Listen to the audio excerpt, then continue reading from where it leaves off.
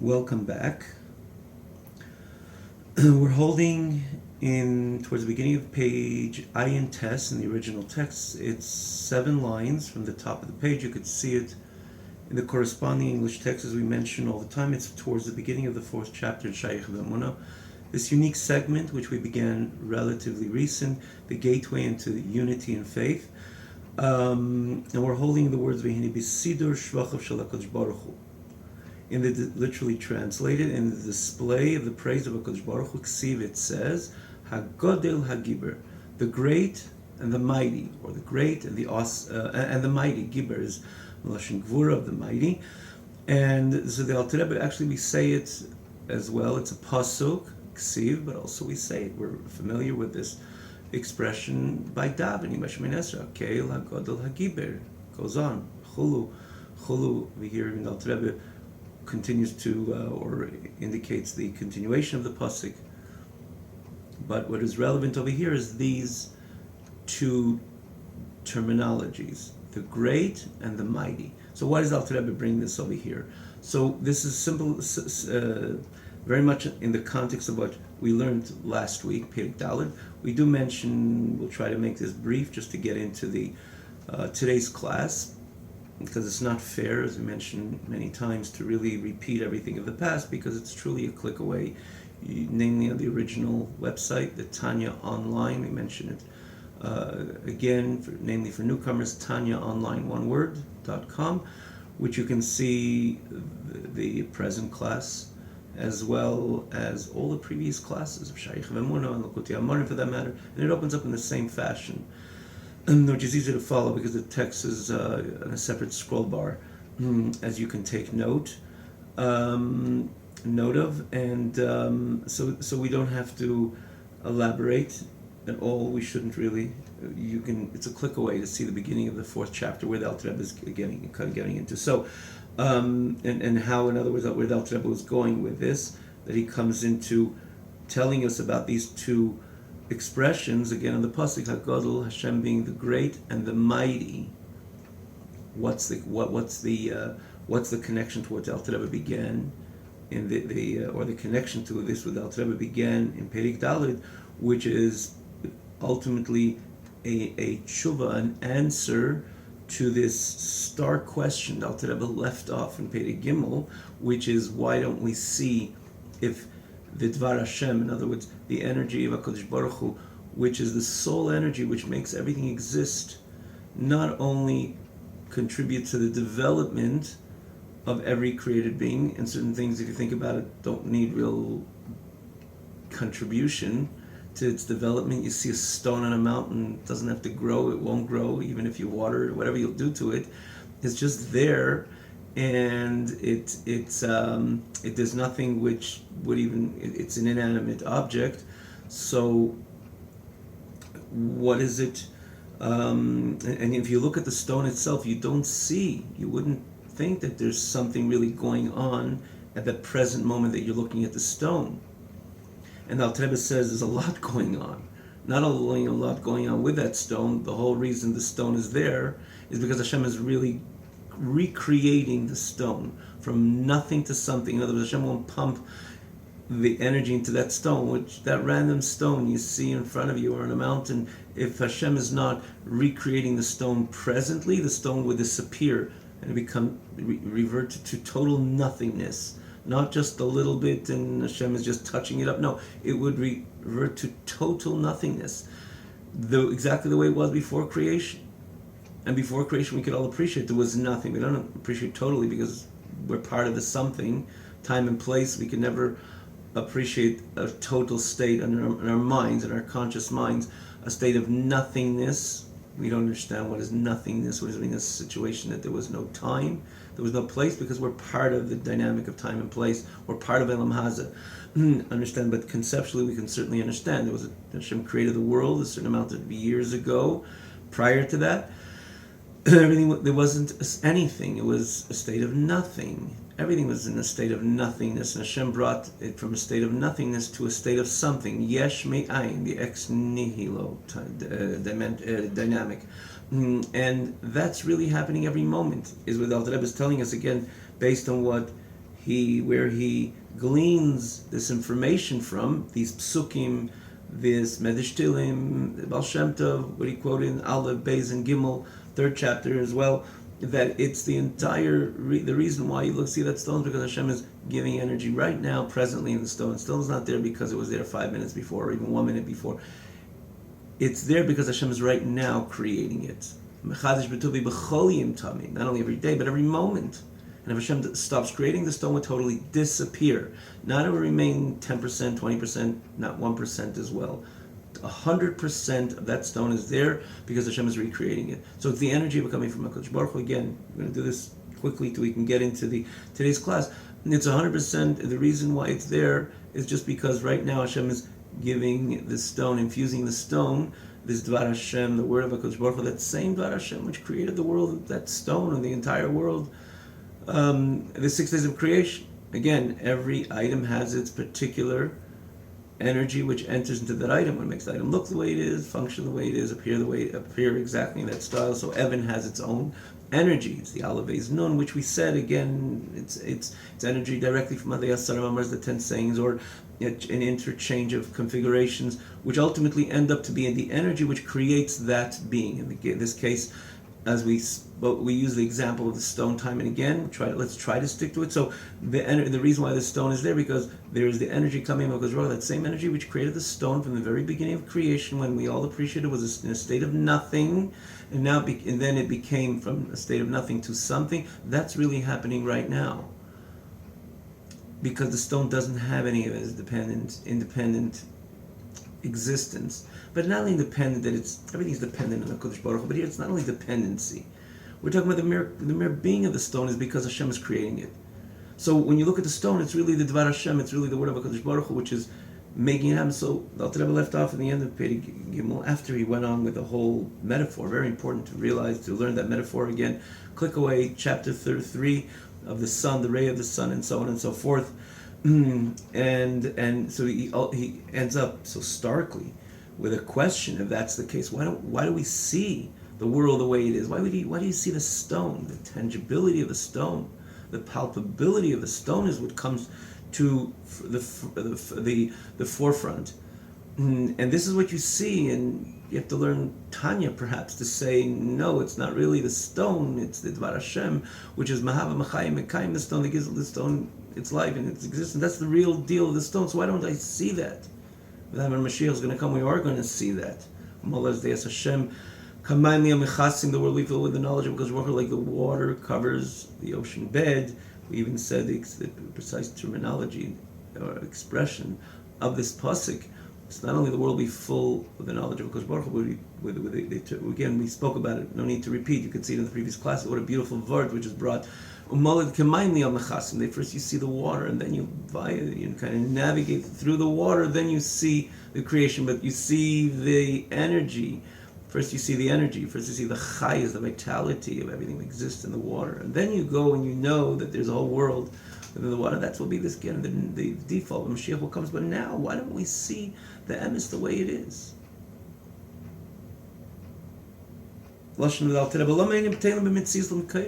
Why aren't they standing in complete subservience or beyond subservience? Why are they standing in such a bittul that you should only be able to see the source, which is the energy, which is right now creating it? Not 5 minutes ago, but right now. And 100% of it. Meaning to say that Hashem pulls away the energy, it disappears. So right now, what is it? It's a Dvar Hashem. And even when it is, it's really not. If you think about it, if you think about the gashmias of it, because it's the Dvar Hashem, which is Mahava Mechayim Mekayim it right now, and a second later, and probably millisecond. In other words, Hashem is constantly creating.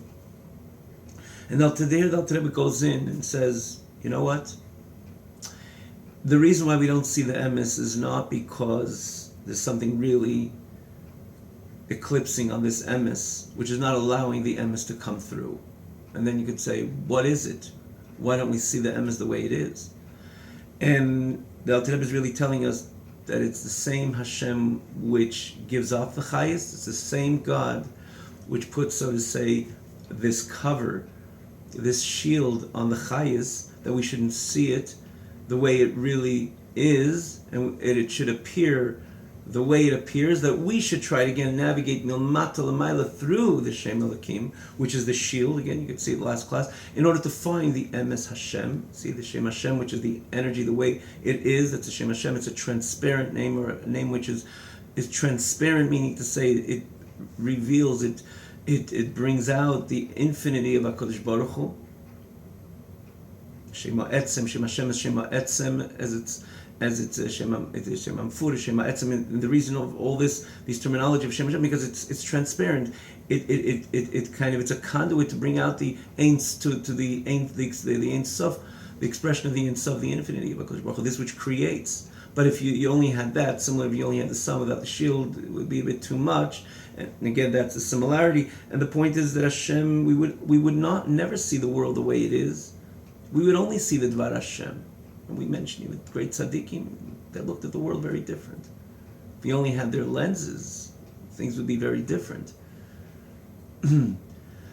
Story of the Alter Rebbe we mentioned. He said I heard it was a story in the fish or the beam. He says, I don't see it. I see the Dvar Hashem, and Hashem. Alter Rebbe wasn't by far someone who would ever exaggerate even a bit, even in great times of inspiration. It would just set it the way it is, because that's really what's happening.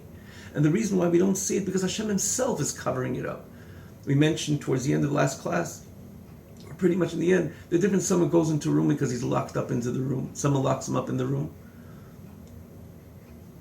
Incarceration, if you will, just simply that discomfort, that you're confined by other energies, other forces, and you can't come out.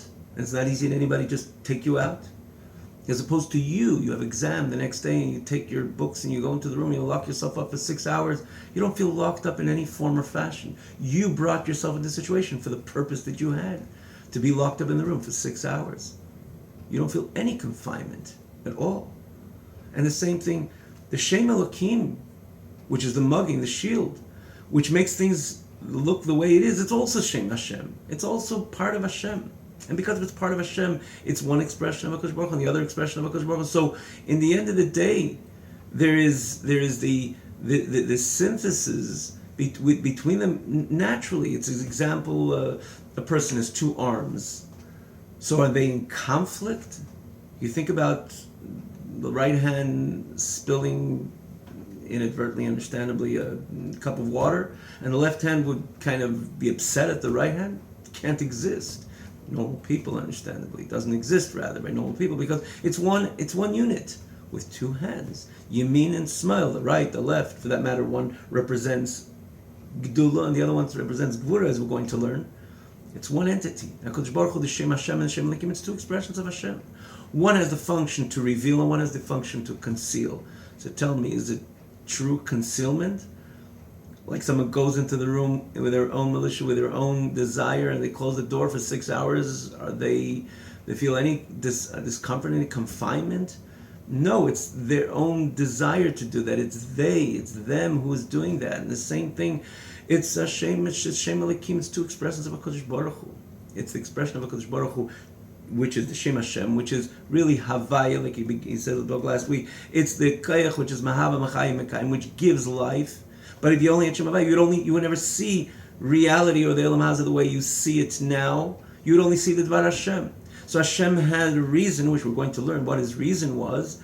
It's based on that, we spoke many times, that Hashem did not want us to see the emes the way it is on the onset, because the Insav HaKadosh Baruch Hu Lislei Dir B'Tachteinim. Hashem wanted a dwelling place in this very physical world, that we should see the world as something real, meaning to say that the Dvar Hashem, the emes Hashem, is concealed, and we, through our avodah, our toil in learning Torah and doing mitzvahs, are meant to take away these layers in order to find the emes Hashem la'elam, right? The pasuk Kof Yud Zayin, the emes Hashem la'elam. You have Shem Hashem la'elam. It should be in our conscious mind, and eventually la'elam, that the whole world will be full of mola ha'oretz deis Hashem. The whole world will be filled with the land, with the knowledge of HaKadosh Baruch Hu. So Hashem had a purpose why He did it. But what did He do? He established the Shem Elokim, which is the mogain, the shield, in order that, just like the shield covers up of the brightness of the sun, Hashem covers up of this Shem Hashem, that it shouldn't be that bright. Meaning to say that we should see the world the way it is for that very purpose, that Hashem wants a dira b'tachteinim, that a world which appears devoid of elokus, devoid of godliness, which that's what ultimately Elikim did. It's a shame, if we mentioned, if you remember last week I spoke about a shame that in the name itself, it's a name which has embedded in the makeup of the name plurality in a Hashem Echad, and a Hashem which is all about oneness, pshitus, infinity. But that's what Hashem did. He wanted the Shem Elikim to cover up over that achdus, in order that what would be created a world that you don't see the emes. For this very purpose, Hashem wanted a dira b'tachteinim, a world that the elokus does not appear the way it is transparently, overtly. We, the Yid, is to come in and start taking away again, milmata l'mayla, navigate through the Shem Elikim, and kind of taking away, stripping the layers, what covers up over the Emes Hashem, and to reveal the Emes Hashem Leim, which will come in full fruition when Mashiach comes. Like we say, V'hi Hashem lemelech al kol haaretz, or this pasuk, Molo haaretz de'es Hashem, the land will be full of the knowledge of God. Kamayim yom echasim, that comparison, again, not to take the time to repeat this. So how hard is it? Well, everything comes through Avodah. This is our job, if you will. Al Rebbe writes it in the Likutei Amarim, which we learn through Maaseinu Avodaseinu, our actions, our toil, throughout the entire span of creation, but particularly from Matan Torah and onwards. And then the times of Golus, which we had greater challenges, but what would we accomplish? And this is all accumulative, because at the end of the day, how it will unfold is clearly the coming of Mashiach, which comes directly through our toil for all these many, many millennia. In order to, what we did was we were Megala, we revealed step by step the true Emes Hashem La'elam, which will come again to a state of total manifestation when Mashiach will come. But how hard is it? It's something which one thing we understand, it's doable, because it's the same God. It's not another energy, God forbid, that is obscuring that Shem Hashem, that energy, the way it would appear that even the human eye would be able to detect and identify this Dvar Hashem, which is Mahava Mechayim Mekayim, which gives life and existence, the word of the energy.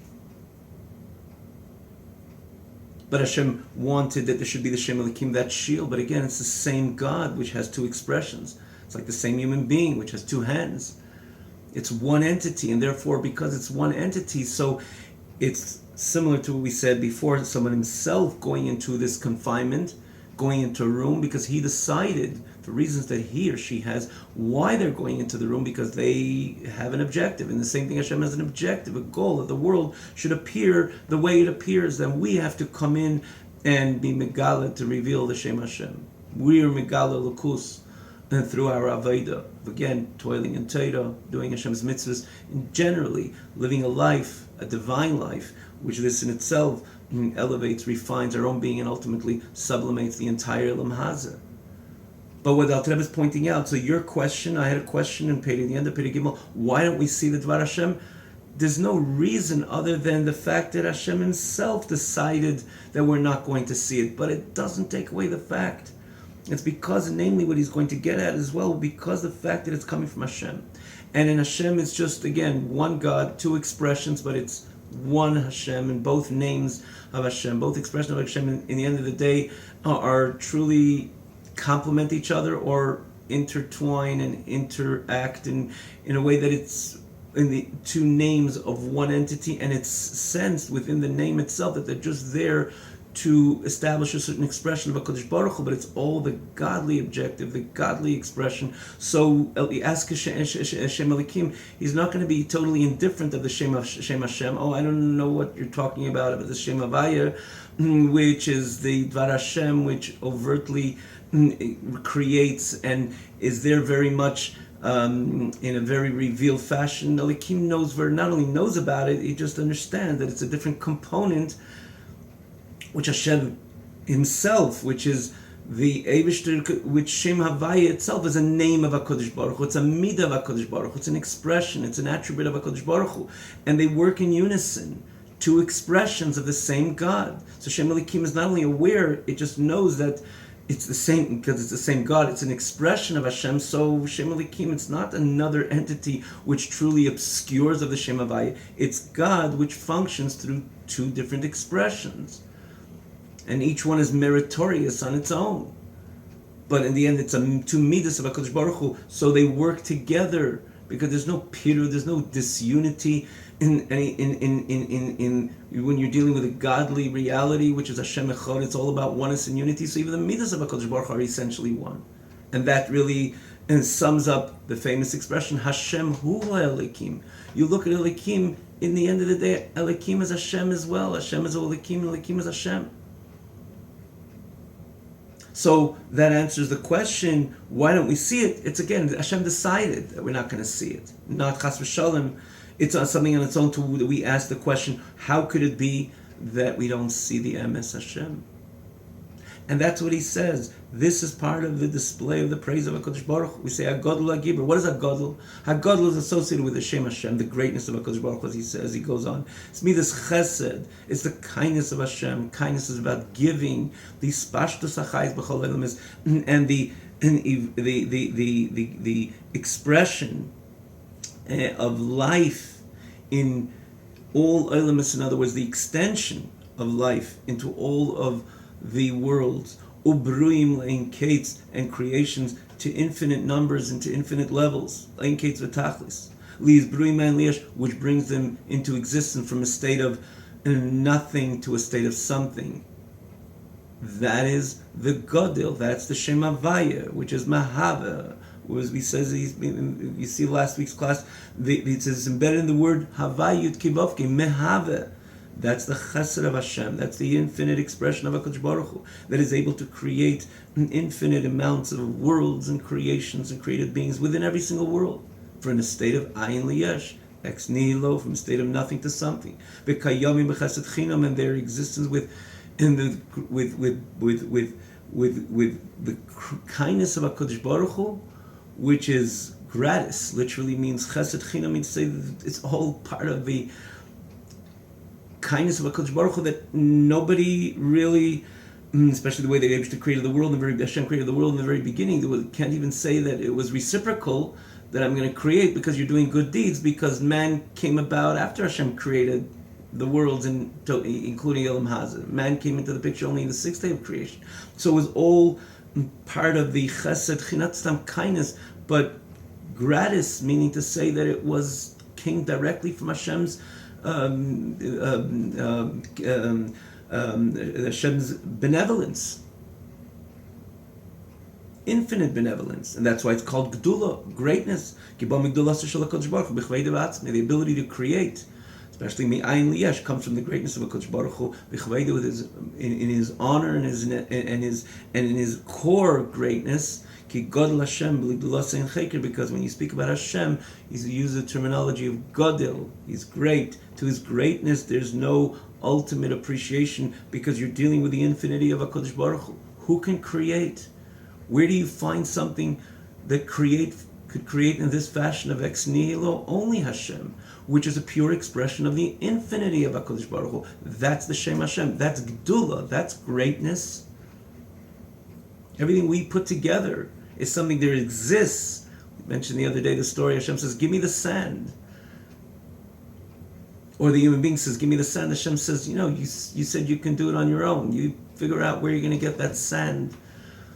Everything man is able to develop it because he takes something, part of Hashem's creation, and does something with it, and he combines and he produces great intellectual productions, but nonetheless it starts from something. There's no concept of ex nihilo by the human being. This is something associated with the infinity of HaKadosh Baruch Hu. And therefore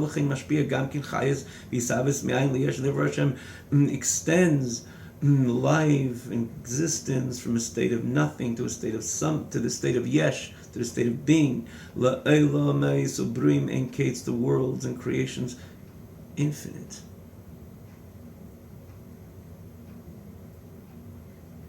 In a simply in an infinite manner, there's no comprehension, but literally creations, infinite amount of creations, even in this world, we don't exactly even know till today, with all the science that we have, how the numbers of birds and the number of this species and mammals, and we don't know exactly, especially when it comes to the smaller parts of creation, and generally the sophistication even of this very physical world. We don't get it till the end. How many planets are in the universe? This is something we're still studying. You see within this Elam Hazard the concept of Enkate's infinity.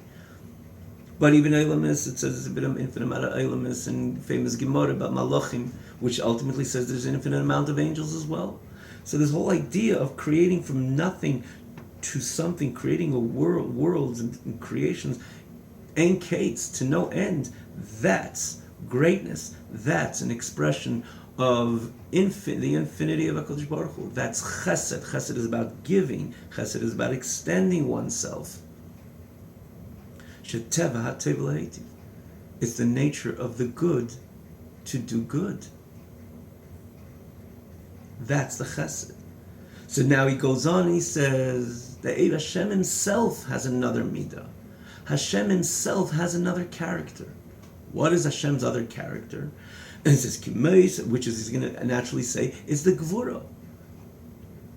It's Hashem's might. That he's able to cover up over that Shem Havaya, and it takes might, if you think about it in the most simple sense, because here this is an expression of the infinity of HaKadosh Baruch Hu, the emes of HaKadosh Baruch Hu, and to cover that up, how could you cover up such a great infinite light?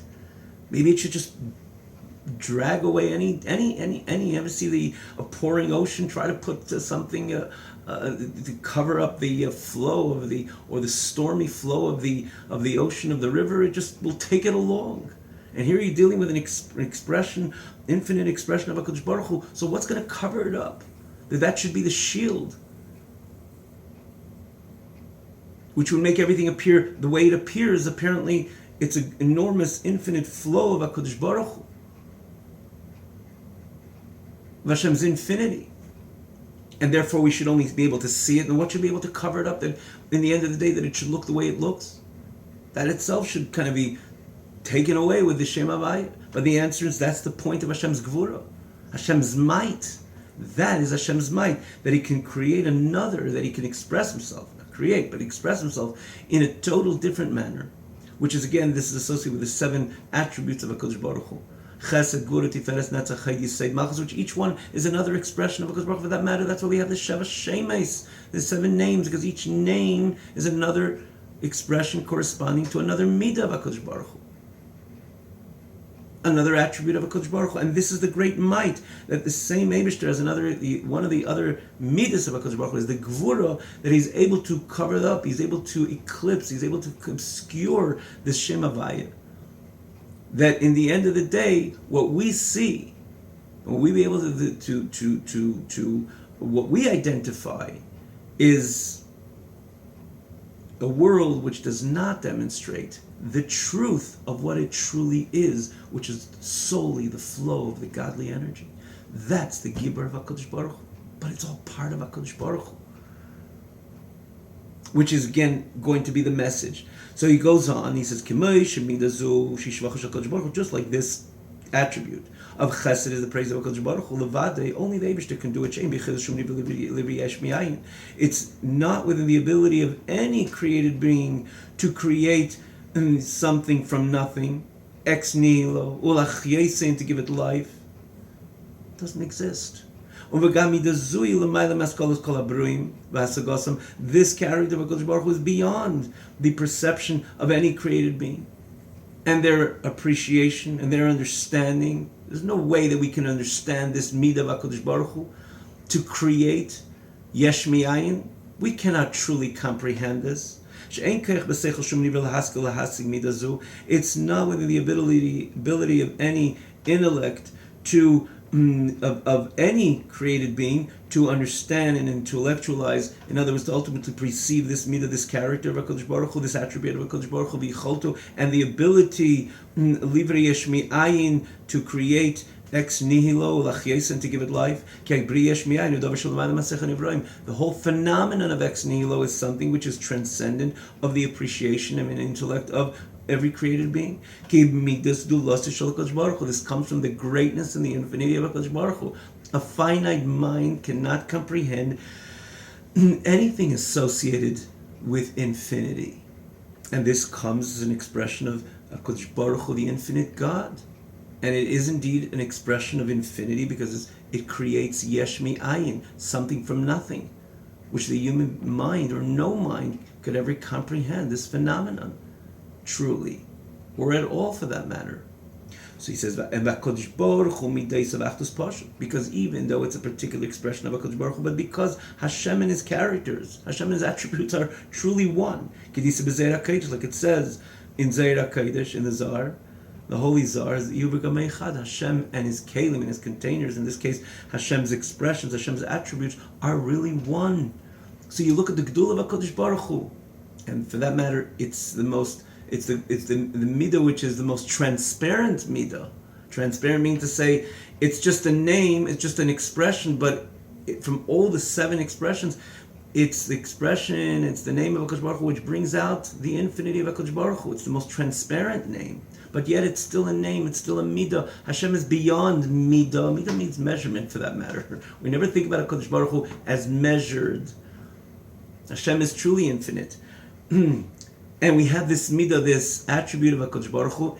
True, it's the most transparent, but still it's a midah. But one thing is clear, it's an expression which is one with the Creator. Hashem, the way He forms himself by Himself, truly infinite, beyond even the midah of Chesed, for that matter. Beyond even the midah of Shem Havai. Remember, Shem Havai is just a name, just like we can appreciate name in all levels. It's not the person himself. You call a person with a name. If he was himself in the world, he or she was himself in the world, themselves in the world, they wouldn't need a name because it's on the surface, it's extrinsic. It's not something which is part of the person, because a name is only a name. And so too we call Shem Havai, even it's the most transparent name of HaKadosh, but it's still a name, it's still an expression, it's still a midah. But nonetheless, we say that Hashem and His midas are one, because in the end of the day, it's an expression of Hashem's infinity. It's a midah which brings out very much as it being a transparent midah. So it brings out the infinity of HaKadosh Baruch Hu. Because Hashem and His midas are one. And what he's going to get at, and Bez Hashem will continue this the following week, what he's going to say is that so too we cannot comprehend the Gvura of HaKadosh Baruch Hu. The fact that Hashem stands on His own in a full state of, so to say, in function of a midah which is expressing a lot of Him one way or another. It's a name, it's a midah, but nonetheless it has infinite character. And then you have Gvura, which should cover it up to such a degree that any person by default comes into the world. If he's not a Moses, a regular person comes to the world, he shouldn't see none of that. That's greatness. That is greatness, also associated with an infinite God, because only an infinite God could express Himself in such a way of Gvura, that Gvura could be that successful to cover up over this which is real, the Emes Hashem. And this is what he's going to get into. It's interesting, Bez Hashem will speak about a famous Gemara, where the Gemara says that there was a certain time based in our history which the Chachamim wanted to even remove the word Gvura, because they interpreted Gvura actual might, and they said Goyim Merakdim Beicholi, the Gentiles are dancing around Hashem's chamber. How could we say Gibber? And in the end of the day, they put it back and said Heinin Gvuraisa. This is the greatness of HaKadosh Baruch Hu. As we're going to see, Bez Hashem, in the subsequent class, how this story or this Gemara contributes so much to the understanding of Hashem's message, but we're getting the point of it. At the end of the day, it's Gvuraisa Shel HaKadosh Baruch Hu, which again is another expression of the infinite, in true infinity of the Eibush B'chvei V'atzmei, the core of HaKadosh Baruch Hu. As we'll look forward, journeying through this important Pedic, Perek Dalet, Pez Hashem, in the coming class. Have a good night.